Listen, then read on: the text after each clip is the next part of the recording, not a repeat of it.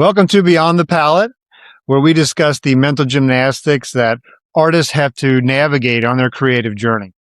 I ran across this really cool article, and I wanted to discuss that with the venerable and creative Alison Shepard, the co-host of this show. So she's going to tell you a little bit about this article.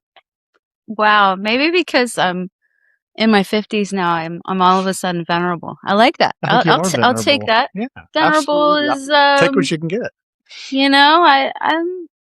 I'm good with that. Yeah, Yeah. absolutely. So Evan sent me this really great article from a UK publication called Artists and Illustrators. I believe the author of this article is Martha Alexander, and it's a wonderful, basically like a rundown of all of the methods that the very amazing artist Francois Bard uses in his paintings. And he's actually one of Evan's favorite artists. Yeah. So Evan was really excited to find this article and share it with me. And we thought it would be fun to kind of unpack these things and talk to you not only about Francois Bard, but also how you could take some of the things from this article and apply it to your own work. Yeah, even though we discuss and focus on the mental health of artists, we also like to talk about technique. So that's part of this as well. And this is going to be more of a technical podcast, I guess you would say, on methods of painting. So let's go ahead and just go ahead and dive in. So on the in the very first part of this article is about the preparation that Francois Bard uses for his paintings. And what he does is he works on linen. A lot of artists do work on linen. I know it's more expensive, but that's okay depending on what you want. But he also then takes that linen. He likes the tight weave, and he has an acrylic coating on top of that linen in order for that so that the canvas isn't that thirsty when he's painting. So yeah, he also mentioned that because he's a very textural painter, so he also mentioned that because of the weave being tighter and because of the surface, I suppose, being a bit smoother, that it just allows, I think the way that he put it, I might be paraphrasing this, not exactly accurate, but that it basically gives more of a sensitivity to texture. He's a very textural painter. Beautiful textures that he's able to create with his work. So that is food for thought. You know, you need to think about, like, well, what do I enjoy doing as a painter, and how can my substrate support my techniques?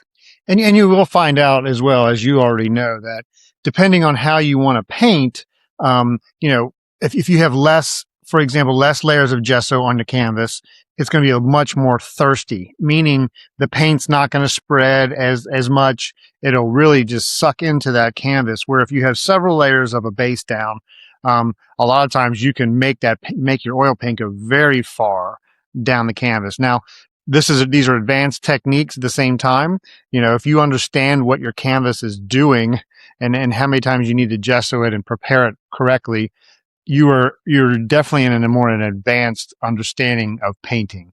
But you always have to talk about those things in order to shoot for that. So yeah, absolutely. Historically, what artists have done, whether they're using, say, rabbit skin glue and whiting, or if they're, in today's age, maybe more likely to use gesso, acrylic gesso, right. Is that they would do, like, I think they called it gesso grosso, but basically like thick layers of gesso in the beginning, and then thinner layers later. What I personally like to do, if I want, say, a smoother eggshell finish on either a panel or a canvas, is I will put the gesso down just out of the tub. It's kind of thick. If you get a higher quality gesso, it'll be kind of thick. So I will put it on straight out of the tub, meaning I don't water it down at all. And I'll get a nice thick layer down. I'll apply it with a fairly smooth brush. I know some people like to apply it with a large palette knife. So you could do that as well. And then I let that dry and I sand it. And then I'll probably do another kind of thick, straight out of the the tub layer of the gesso. And then for my next 2 coats of gesso, what I'll do is I'll take a little bit of it out and then I'll water it down somewhat. And then I'll put like a thinner, sort of smoother coat of gesso, sand those. And I sand between every coat. And that gives it a nice smooth surface to paint on. And that is a good thing if you want, well, a couple reasons. Texture will show up quite well on that.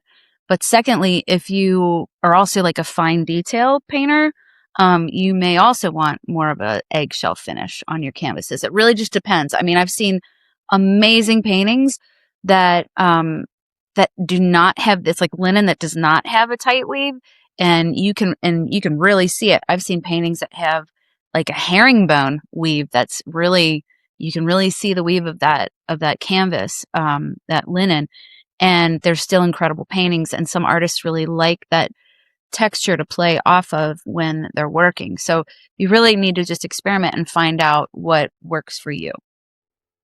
So the next section in the article is subject matter.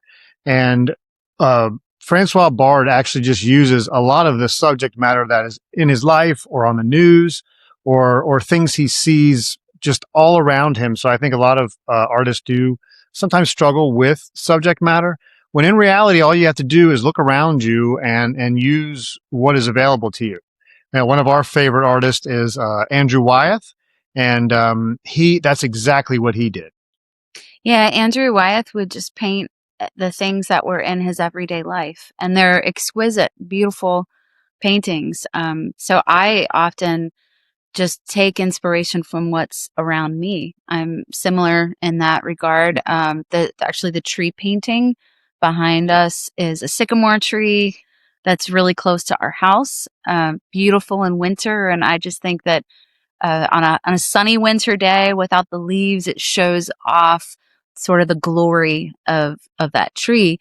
And I often find inspiration in everyday things that we might see when we're walking our dog Levi. Right, right. I just had a discussion with one of my apprentices who is still in art school, and I think that they in art school they really push a lot of conceptual type, very heady type subject matter, and some people just get. I know I personally kind of get tired of like trying to, might want to say, save myself or save the world or whatever you want to say, but a very deep subject matter. Sometimes you just want to paint a tree and paint what's around you.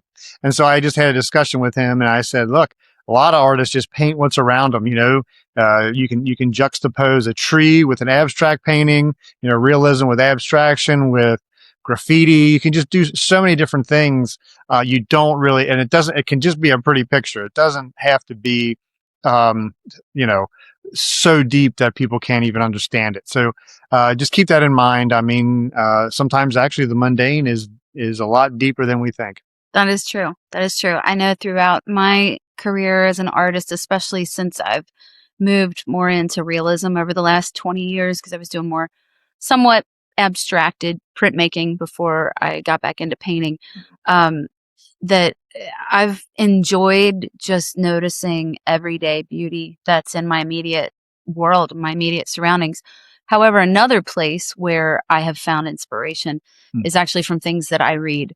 So that is actually how I started doing the Endurance series, which is all about Ernest Shackleton and his trip down to Antarctica. I've found inspiration from the Bible, and I did a series on Adam and Eve and just kind of reinterpreting the Genesis story from 21st century lenses. And then I'm also interested in archetypal things, and fairy tales and what those say about our humanity and our psyches. So I guess the point of us discussing subject matter, not just of Francois Bard, which, is more or less his everyday immediate world, is to get you guys thinking about, well, where could I draw inspiration from? Because it's all around us if you have the eyes to see it. And I think that sometimes in art school, as Evan mentioned, there is that pressure to have, in some ways, like the paragraph next to the painting be more important than the painting itself. And it's important to talk about art. However, if we're not actually engaged with the process of making this aesthetic object, where does the art go? So start thinking about what is exciting to you. What do you like to look at? What do you find beautiful? Yeah. What do you like to read? Make a list, and you never know, that could lead to you creating your next series of work. So next in the article is materials. So materials are one of those things that I use a lot, of weird materials. In the article, it says, Francois says that he uses household items, household that painters use, for example, like just regular painting brushes from Lowe's, or I know I use a lot of chip brushes. I use a lot of palette knives. It could be even palette knives that are used for cement or concrete. It doesn't have to be the art school type or the artist store materials. So, go into Lowe's and think about, okay, what are some of these materials that I would like to use, and mess around with them, play with them. That's what Francois Bard actually does that. So, and Yeah. you do that too. Yeah. Even on your oil painting. I actually have a few of them here. I don't have them all with me at home. We have a studio in another location. This is actually our house, my home studio. So what I have here are clay tools, and I use these with my students when I'm teaching, whether I'm teaching them clay or I'm teaching them painting. We actually use them in painting a lot. So these were just simple silicone clay tools, and I like getting into these. There's one that's kind of a wedge shape. Here's one that's just sort of an odd shape. You can get interesting marks with these. There's a smaller one. And here's one that I actually like to take this one and kind of roll it to give different textures. But yeah, I actually like to use these to apply the paint. This one you would normally use to carve into clay, and you can scrape with it. You can go like put a little dot in, which I often use it for. Yeah. And then as far as palette knives go, I don't have all of my palette knives here at home, but here's just a sampling of some. This one maybe for more details. This one definitely for more details and scraping. But my favorite, so I use this one often to mix. And then one of my favorites is this one, because that angle actually really comes in handy for applying the paint. And then I use the point for details, and I scrape with it. I turn it this way. It's almost like having an angle brush. I don't know if you've ever used one of those before, but I find the angle brush, as well as the filbert, is a really versatile brush. And I find the same thing to be true about the angle palette. There's something about that angle that just allows you to have a variety of mark making. So the palette knife that's angular is one of my favorites. And I also use it to kind of like stamp into things texture, almost like spackling a ceiling or something. So yeah, I just think at the end of the day, learn the rules in order to break them, and think about what tools you can use. So the last thing the article talks about is the techniques of Francois Bard. And Francois mentions that he uses classical techniques of oil painting, where he basically builds up layers, and he'll often go in and just cover the whole canvas with a large brush, and then he'll kind of key in the dark areas. And what that does, I often tell my students that if you get the dark areas in first, it's like creating immediate structure for your drawing and for your composition. It allows you to see mistakes easily and fix them. So he'll do that. He'll do the darks, very thin layers of paint. He uses a mixture of, I think it was English turpentine with Damar, and then some kind of a drying agent. He doesn't mention what that is, but you could use, say, a cobalt dryer or something like that.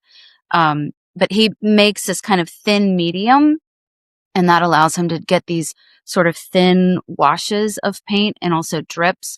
And that is kind of it is a classical tradition in the sense that he is working fat over lean. So thin layers of paint, not as much like thick medium, and then going into more like impasto thick layers of paint as he moves the painting along. Yeah, talking to a lot of younger artists, or in general, one of the things that I've found is they really want to, and a lot of artists in general, they want to finish a painting in one sitting. Where a lot of times with oil paintings, you actually are going to do this over a course of time. And it actually helps, in my opinion, to lay these foundations and then paint on top of them. So for example, you really, again, with the darker layer, you're getting your structure in. You're not too concerned about, exact proportions, et cetera, because you're fixing things.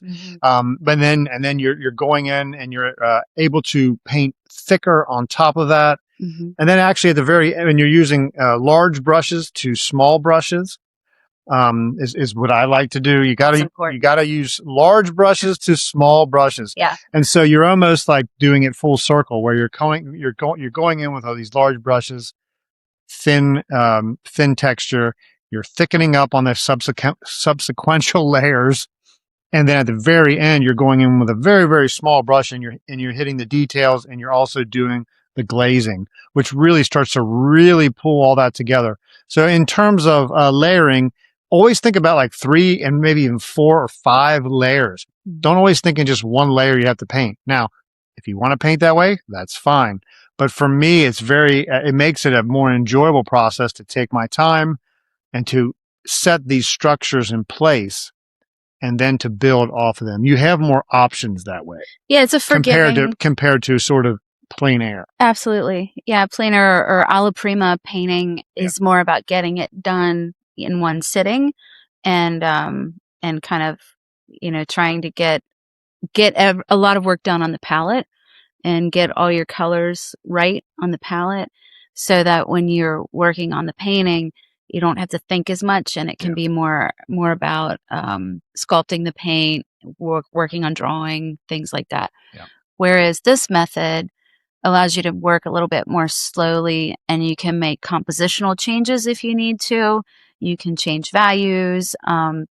You can change textures. You can sand even. We didn't even get into that. Maybe we'll do that in another episode. Yeah. But yeah, so working in layers and not doing an alla prima method where you're getting it all done in one sitting, it helps you to see the big picture. It helps you to make changes. And then I always tell my students, if you're working from the general to the specific, so Evan mentioned big brushes first, then little brushes. So if you're working more from the general to the specific, it helps you to not totally fall in love with detail right away. Yeah. And I believe that's important because what if you change your mind about something, or what if you draw something a certain way on the canvas that's really, it's out of proportion and you need to change it?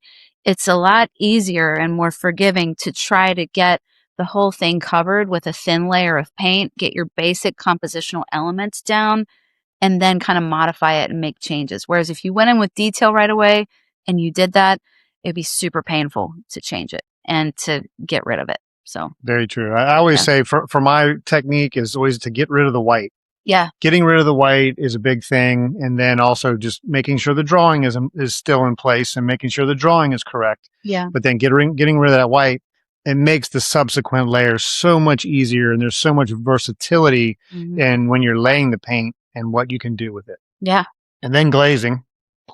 Yeah. Glazing can takes blow you to the mind. next level. And we'll talk about that in more depth and another podcast. So we just are grateful that you're here with us today, and can't wait to share more with you.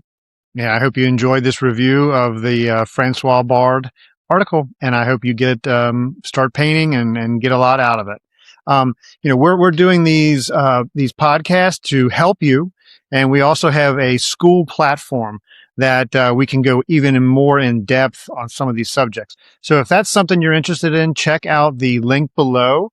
You'll see it somewhere here. I think it's in the description. So join our community, our artist community, where we are able to talk about this stuff freely, help you with your mental health and your technique as an artist. So thank you for joining us today.